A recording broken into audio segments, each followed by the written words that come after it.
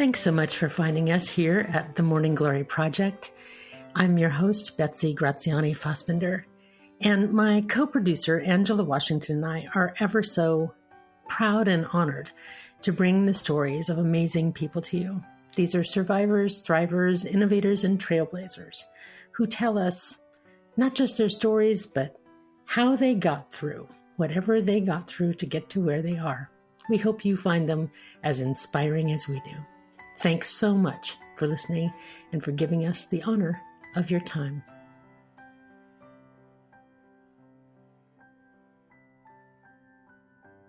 It is my joy and my pleasure to bring to the Morning Glory Project today Karen Grassle.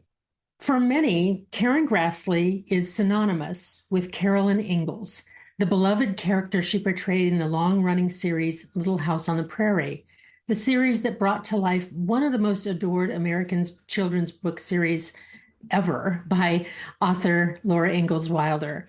But Karen doesn't profess to always be as straightforward and ever agreeable as the character of Ma, for which she's best known.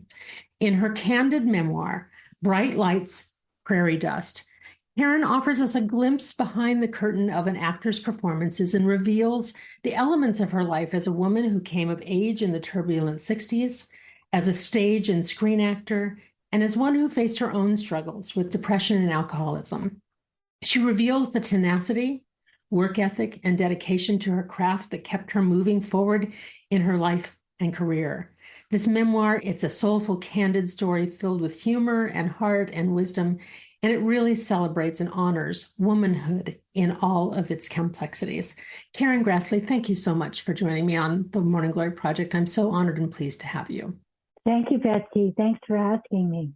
Well, I want to start with kind of the last line of that bio that I stole from the back of your book, which is that this book celebrates and honors womanhood in all of its complexities. Can you tell me what prompted that particular part of that bio? How you think of it? Oh, I think it runs right through from the time I was a little girl, the way that my mother raised us, my sister and I, and the kinds of roles that I got to play and how the history that I was living through informed those roles. So I just feel like womanhood, feminism, the longing for woman to be fulfilled is all through my story. Well, and it's interesting too, because, and I'll admit that I'm sort of your target audience for Little House, and that was the way in which I became acquainted with you. I was a child growing up in the 70s and watching of that era. I was a fan of the books. I'd read them all as a child.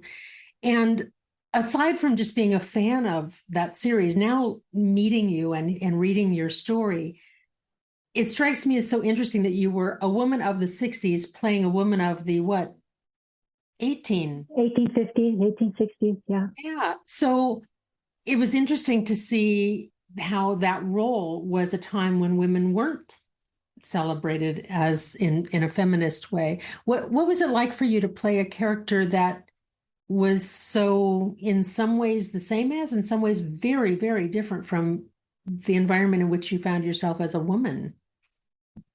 Well, I based the character largely on my own mother's experience, who grew up in a rural early 20th century, went to school barefoot or on a horse, taught in a one-room schoolhouse, just as Caroline Ingalls did, and had a lot of toughness in her character, and physically was very strong. And so that was my role model for the character. Then by the time we were doing it, of course, it was the 70s, and the new feminism was beginning to kick in. So right around the same time that we started filming Little House, I helped to instigate a women's rap group with some of my friends, and we began to have conversations that a lot of women had never had before. Now, just a minute. A women's rap group today might mean something very different than it meant in the 70s, of course. We're not talking about the musical genre rap. You're talking about a women's conversation group where there was enlightenment and sharing and all of that going on. I'm supposing that's what you mean. I shouldn't presume, Karen, but Yes, you should. You're exactly right. Of course, rap means talk. right. So it was a women's talk group, and we found it very stimulating, very supportive, um, and it raised all kinds of issues for us, and unspoken, perhaps even repressed desires or resentment that we carried. So it was really educational. And that fed right into the Hollywood fight for the Equal Rights Amendment. Well, and that was at about that time. I remember because I was in high school when the Equal Rights Amendment failed.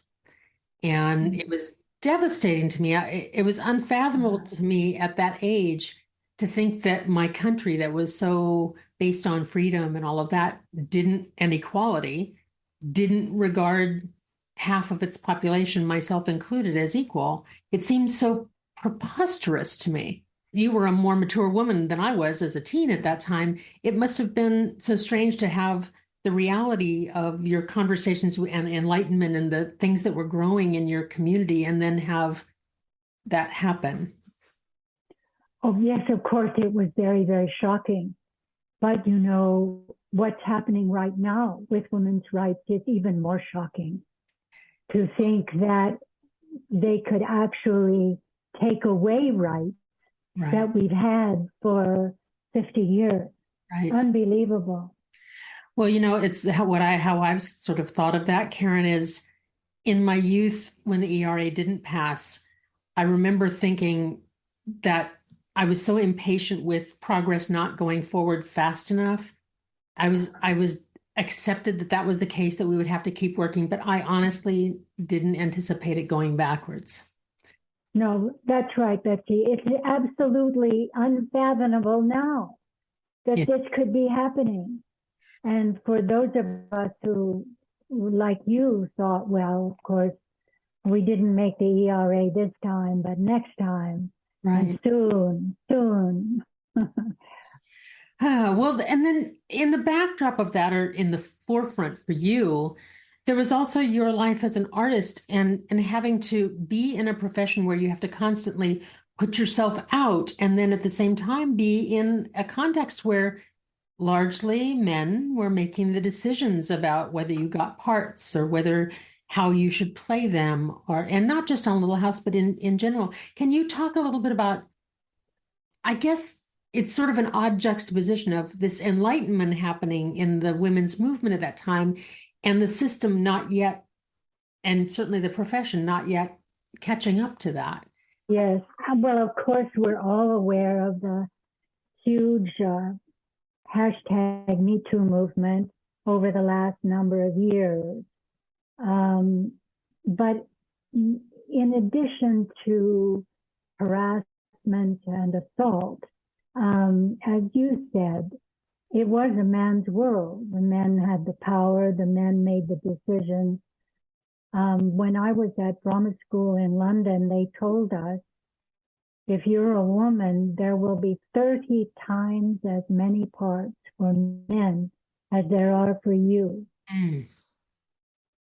So much as people of color now tell us we had to be that much better just to get on an even playing field with you guys. Mm. So it was for females in the profession, even though, you know, everybody likes to see an actress on stage and it's exciting and all of that. But it's a tough, tough business. And I was grateful for the lessons my folks had given me about work ethic and hanging in and trying to learn lessons from difficulties rather than give up and stuff like that. Well, so let's linger there for a minute because one of the things, and I'd say full 2/3 of the front of your book is not about Little House at all, but about your life as an actor, your life as a woman, your life during this era. And thank you, by the way, for letting us in at a peek of that, because it's always fascinating to learn of somebody else's life and to peek behind the curtain. But I was struck by the fact that you didn't come from a family of actors. This wasn't in your parents' vision for you in the future. And you laugh because I think it was, they really, really weren't. I don't want to say not supportive, but it wasn't exactly their vision of you, is what I'm gathering. And yet you credit them with teaching you this tenacity and this work ethic. I'm wondering how much of that came to play and how did you handle the rejections? There had to be, if there are 30 times the number of male roles as female, there had to be stiff competition for the female roles, stiffer competition for the female roles than for the males. How does one who's sensitive by nature, who's delicate, and I don't mean delicate and weak, but I mean delicate in terms of sensitivities, how did you tolerate that? Not very well. It was really hard, those early years in New York in particular. I had already gotten my equity card and done a season of reps before I got to New York, fortunately. When I think about the young women who arrive there fresh out of high school or even fresh out of college with no professional experience, perhaps not even any professional training, and are faced with the complicated world that they face, I just think, they're just sitting ducks for being taken advantage of. Mm. I was lucky because I was a little bit older and I did have that training and that professional experience behind me. But even so, I became depressed. I lost confidence. My insecurity expanded. It was very, very hard. And I did have to get some psychological help because it was just too hard for me. Well, you talk for a good while about Jungian analysis and the role that played for you. And for those unfamiliar, maybe you can tell us a little bit about what that was for you and what changed for you in having analysis and having that experience. Well, the goal of a Jungian analysis is individuation, which means becoming yourself and becoming whole, so that you're not hiding parts of yourself from yourself.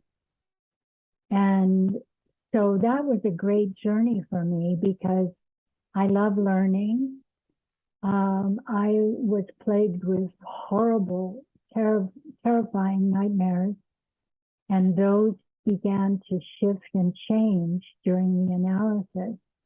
And the analyst was very wise about women and about uncovering the unconscious, so she could really guide me and help me in that process, which lasted about 5 years. It strikes me as kind of funny and ironic, Karen, that an actor who spends her time becoming someone else needed to go to analysis to become herself. There's something kind of Escher-esque about that circular thinking there. Yes. In reading your story and in talking to you before this conversation, we talked about how there's something that happened to you also in the roles that you became confident in as you achieved them, as you grew, as you grew in your skills, as you grew in Jungian analysis, that more confidence did arrive. It was not easy one though. That depression and indeed alcohol abuse started to really weave their way through your world, even while you were here ironically playing this clean living Christian woman in the prairie, right? And here you were struggling with alcohol addiction. Can you say a little bit? It must have felt so, I'm struggling for the word here, so incongruous to be playing one, Well, living another? of course, I didn't experience it from the outside. Um, so from where I was um, working very hard, doing my best, trying to play this character. The demands of a television series, a 1 hour drama show, are very, very high. The long hours and physical discomfort, and in my case, being the other adult lead, so that we had to pick up all the extra work at the end of the day after the children went home. So it was demanding, and I didn't understand what was going haywire. I was okay at work, but at home, the drinking would go out of control. I would have these temper tantrums. I very much was in victimhood. It was just crazy. And I didn't understand that all of that complexity at its root was the disease of alcoholism, because who knew what the disease was really, And that wasn't even really the language that was being used that much back then. Now we often hear alcoholism and addiction referred to as diseases, but that was fairly new vocabulary back then. Well, I guess it wasn't really well enough expressed in the media. Right. Yeah. Well, certainly the founders of AA had begun to educate in those more private circles, but not so much in public. And it also, this is sort of weaving back the other thread that we were talking about feminism here, sort of finding your voice as an actor when you're in the role of someone else, but then at home feeling the stress, the worry, the anxiety, the fear, the mood swings, the depression, and drinking to sort of manage all of that. Yes, it's quite bizarre and strange. But I was very, very lucky to hit my bottom. I believe that the success of the show contributed to my hitting my bottom in two ways. One was I could buy a lot more liquor. Mm-hmm. Before I was poor, I didn't, have very much. That was one way. And the other way was that I could no longer blame the fact that I didn't have a job or didn't have some success. So what was the problem here? You lost your excuses for drinking? Yes, Mm. my rationalization. Hmm. Yeah. So it was very important in my story that I have this success in order to get to change. And then, right around the time that I got sober, the women's movement really hit its stride. And what year was that? And 77. And in Hollywood, there was a burgeoning movement to raise funds to help the ERA, to go out, to lobby, to discuss in public, to go to rallies, to really carry the word out there. We have to do this time. So it was a very exciting time. But also, again, another irony, because here you were outside of the set, claiming this power, finding this movement, finding your camaraderie with women, and you were being, in a way, the powers that be in the Little House world, Michael Landon and others, were sort of putting you back into the would you like more coffee, Charles role, as opposed to letting Carolyn be the full woman that she was. Can you say just a little bit about that? And certainly this is not bashing anyone or any kind No, of no, no. The writers for Little House mostly had come out of the tradition of the Western.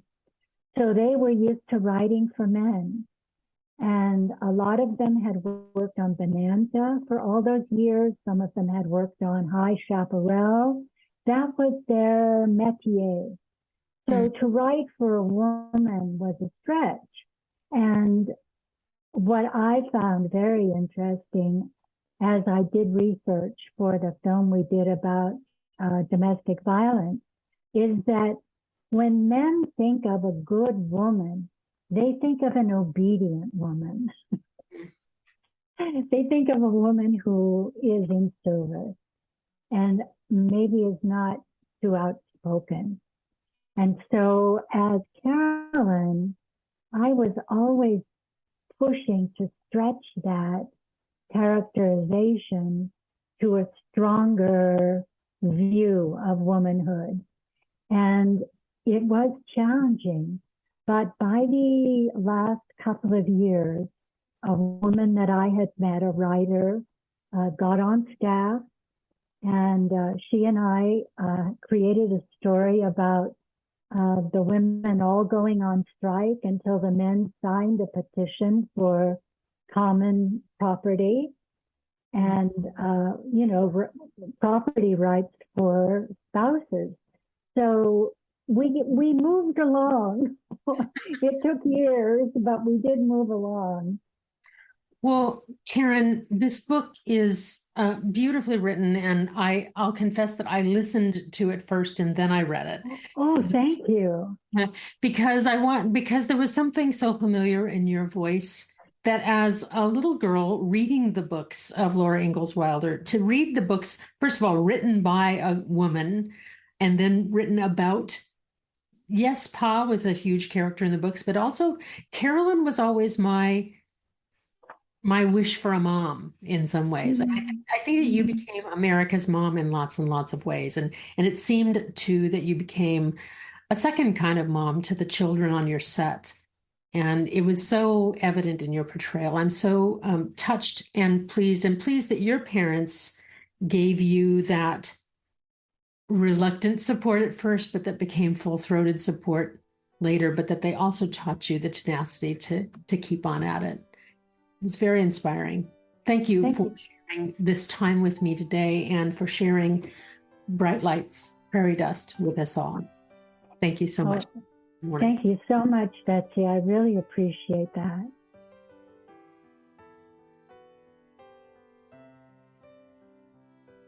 I've had a bit of time to reflect on my conversation with Karen Grassle, author of Bright Lights, Prairie Dust. And I'm going to admit to you here that when I started reading this book, I started it as a fan because I, as a little girl, like so many of women of my age and before and after me for that matter, I was a huge fan of the Little House in the Big Woods series by Laura Ingalls Wilder, the 7 or 8 books that were written in that, including Little House on the Prairie.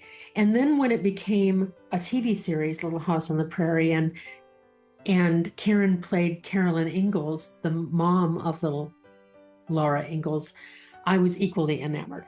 So I started this thinking that it was going to be sort of a behind the scenes of Little House on the Prairie book. And toward the end of the book, there is some of that. But it's much, much more than that. It's really Karen's story of determination. And really, I sort of saw it as 3 stories of determination. One, her as an artist, facing rejection of an industry that's very competitive, and how hard that must be to face so many rejections and to be literally a struggling artist. And secondly, for her as a woman who came of age in the 60s and then was filming this series during the 70s about a woman in the 1800s, but filming in the 70s at a time when women were just gathering of their own power and their own voice, but she was working in an industry that had been built by and was still operated by men. So all of those things that took place in that process.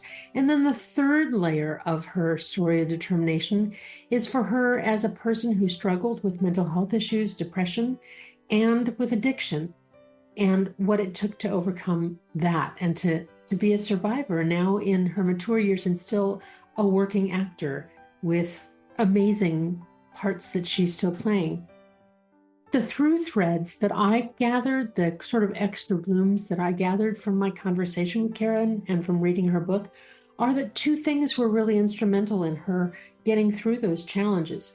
And one was what she credits her parents for teaching her is a work ethic, that there's just a necessity to get the work done. And not just her work as an actor, but earning a living, paying the bills, doing the right thing, managing money, coping, that there's sort of a one foot in front of the other quality to her getting through some of those challenges. But the second one also she credits with getting into therapy, with at that time Jungian analysis, which is really about coming to terms with and understanding your deeper motivations, your qualities, your strengths, your challenges, and coming to be the fullest human being that you can be. So we might not all go into Jungian analysis, and we might not all have parents that taught us about a work ethic, but I think that we can all be inspired by the idea of breaking things down into one step in front of the next. And we can all be inspired by the idea of coming to a deeper understanding of ourselves, whether it's through a professional therapist of some kind or another process, spiritual or psychological, that helps you to do that. And those are the extra blooms that I gathered from this conversation. Thanks so much for listening to the Morning Glory Project, and I hope that wherever you are, that you are finding your own way to bloom.